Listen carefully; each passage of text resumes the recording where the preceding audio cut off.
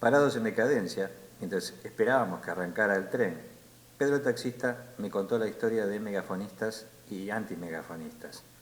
Me dijo que Megafón era un héroe de historieta, real, pero de historieta, que había conquistado a los silvestres gracias a sus tres banderas: la justicia social, la independencia económica y la soberanía política.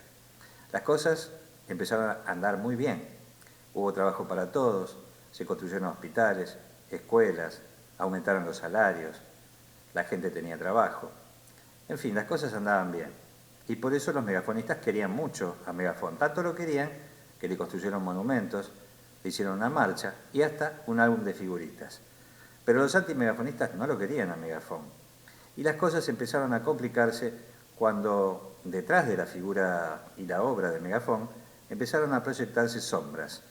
Las sombras tenían que ver con los antimegafonistas, que no lo querían ver a Megafón en figurita, pero también tenían que ver con unos objetos que andaban por ahí dando vueltas y que tanto Megafón como los megafonistas se negaban a aceptar que existían y a utilizarlos.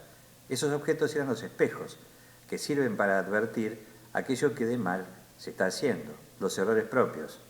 Como megafonistas estaban tan contentos y como Megafón tampoco quiso advertir los espejos, la cosa se fue complicando. Hubo insultos, tiros, bombas, y con insultos, tiros, bombas y espejos, los antimegafonistas llegaron al tren y se hicieron del gobierno durante casi 20 años. Durante esos casi 20 años, los antimegafonistas tampoco aceptaron ver sus propios espejos y por lo tanto no reconocieron ninguno de los errores que cometieron durante todo ese largo periodo. Mientras tanto, tanto unos como otros se dividieron. Los antimegafonistas se dividieron inmediatamente entre antimegafonistas blandos y antimegafonistas duros, también en antimegafonistas halcones y antimegafonistas palomas. Pero no fueron los únicos que se dividieron, también se dividieron los megafonistas, en megafonistas de izquierda y megafonistas de derecha. Los megafonistas de izquierda se pegaban a una frase que había dicho Megafón o alguien cercano a Megafón, que decía que los megafonistas serán revolucionarios o no serán. Y como ellos, que eran de izquierda, eran revolucionarios, creyeron ser los únicos megafonistas y se subieron al megafonismo creyendo ser los megafonistas de la primera hora. Los otros megafonistas, aquellos a quienes los megafonistas de izquierda llamaban megafonistas de derecha, dijeron que en realidad los únicos megafonistas eran ellos, desde la primera hora, y que el megafonismo nunca había sido de izquierda. Es más, dijeron que los megafonistas de izquierda eran como un perro verde, o sea, que no existe.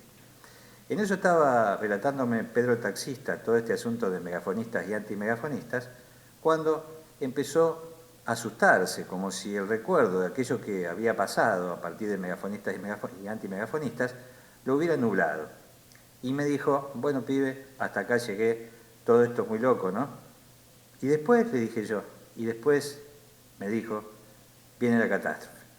Pero eso dará pie a otro relato. Así que, mis queridos videístas, no dejen de darle like si les gustó, de seguir estos videos, que quieren hablarnos un poco sobre quiénes somos. Marcelo Taborda, para el canal de YouTube, y recuerden que superhéroe argentino jamás de los jamases abandona la lucha.